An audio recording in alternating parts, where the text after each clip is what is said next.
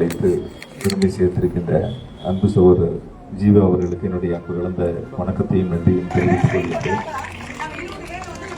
அவரோடு இணைந்து நம்முடைய அரசு பள்ளிக்கு இந்த பணியை செய்து கொடுத்திருக்கின்ற அத்துணை நல்ல உள்ளங்களுக்கும் என்னுடைய மனமார்ந்த நன்றியும் பாராட்டுக்களையும் வாழ்த்துக்களையும் அன்போடு தெரிவித்துக் கொள்கின்றேன். இந்த நிகழ்விலே பங்கெடுத்து எனக்கு முன்னாலே உரையாற்றி இருக்கின்ற போற்றுதலுக்குரிய வேல்ஸ் குளோபல் ஃபவுண்டேஷனுடைய CEO சகோதரர் ராஜமாணிக்கம் அவர்களுக்கும், அவருக்கு முன்னால் அரசினுடைய திட்டங்களை மிக சிறப்பாக எடுத்து சொல்லி அமர்ந்திருக்கின்ற மதிப்பிற்குரிய CEO அவர்களுக்கும், பள்ளியினுடைய தலைமை ஆசிரியர் அவர்களுக்கும், இந்த நிகழ்ச்சியிலே பங்கு பெற்றிருக்கின்ற செயலாளர் சூர்யா அவர்களுக்கும், கவிராம் உள்ளிட்ட எல்லா நிர்வாகிகளுக்கும் என்னுடைய அன்பு கலந்த வணக்கம், நன்றி. நானும் ஒரு அரசு பள்ளி மாணவன் என்பது பெருமை கொள்கின்றேன். அது ரொம்ப பெருமையாக நெஞ்சு நிமித்தி சொல்லுவேன். நான் படித்தது அரசு பள்ளிக்கூடம் தான், நான் படித்தது அரசு கலைக்கல்லூரி தான். அதனால் அது உரிமையாக நெஞ்சு நிமித்தி சொல்லுவேன். அதுதான் நம்ம CEO சொன்னாங்க. அரசு பள்ளி என்பது அடித்தட்டு மக்களுடைய வாழ்வில் விளக்கேற்றக்கூடிய, ஒளியேற்றக்கூடிய, நமக்கான உயர்வை தருகின்ற சிறந்த இடமாக நம்முடைய முதலமைச்சர் மாண்பு தளபதி அவர்கள் உருவாக்கி வருகின்றார்கள். நம்ம பெற்றோர்கிட்ட என்னெல்லாம் கேட்போமோ அதையெல்லாம் முழுமையாக நமக்காக ஒரு அப்பாவாக இருந்து அதை செய்து தருகின்ற முதலமைச்சர் மாண்புமிகு தளபதி அவர்கள். அவருக்கு துணையாக இருந்து அரசனுடைய திட்டங்களை கொண்டு சேர்ப்பவர் மாண்புமிகு துணை முதலமைச்சர் அவர்கள். உங்களோடு இருந்து உங்களுடைய தேவைகளை முதலமைச்சருடைய கவனத்திற்கு எடுத்து சென்று அதை நிறைவேற்றக்கூடியவர் மாண்புமிகு பள்ளிக்கல்வித்துறை அமைச்சர்.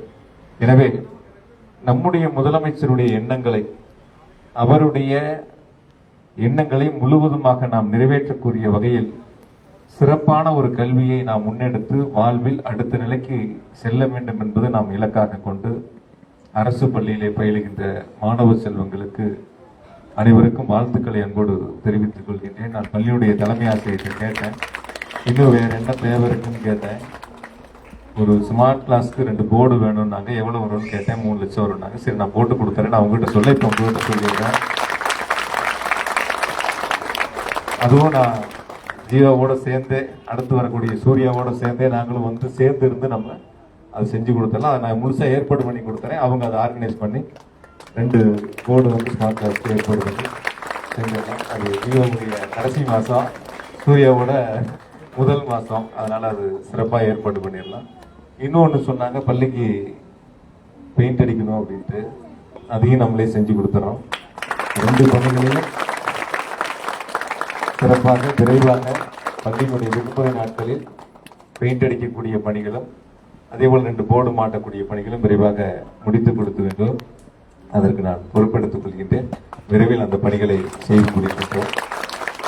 நம்முடைய CEO மேடம் பேசும்போது சொன்னாங்க, நிறைய அரசினுடைய திட்டங்களை சொன்னாங்க.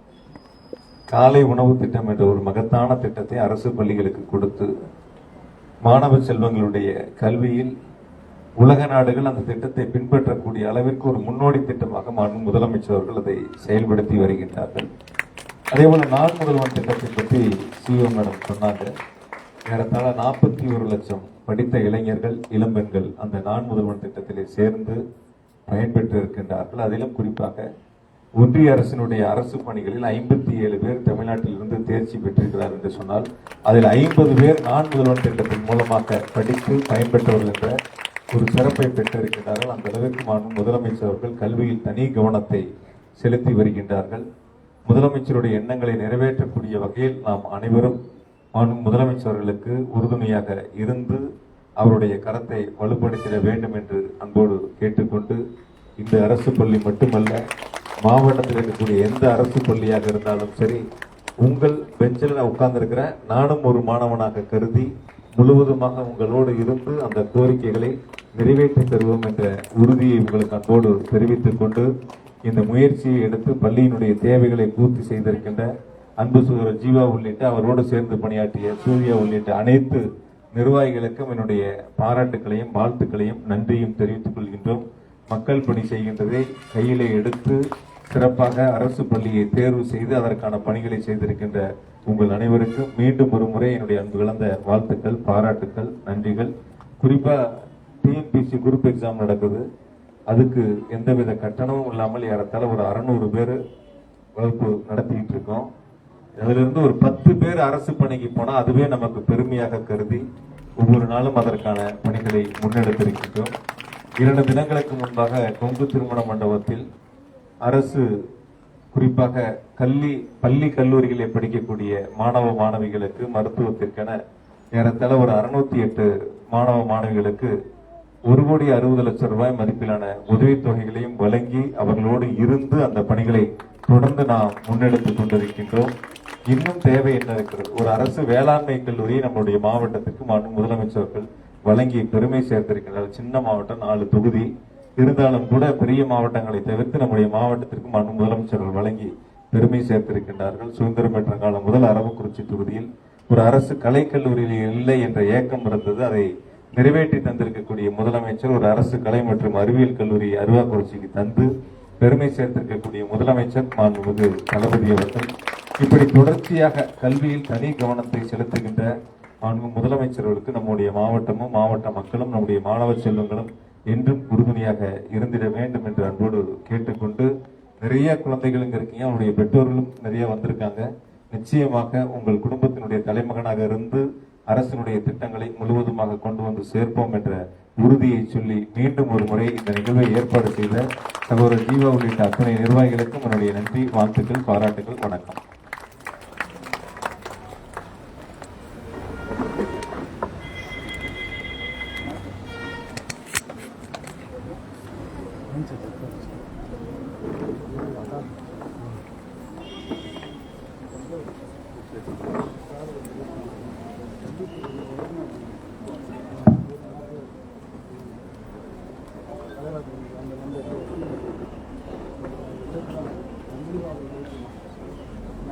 Thank you.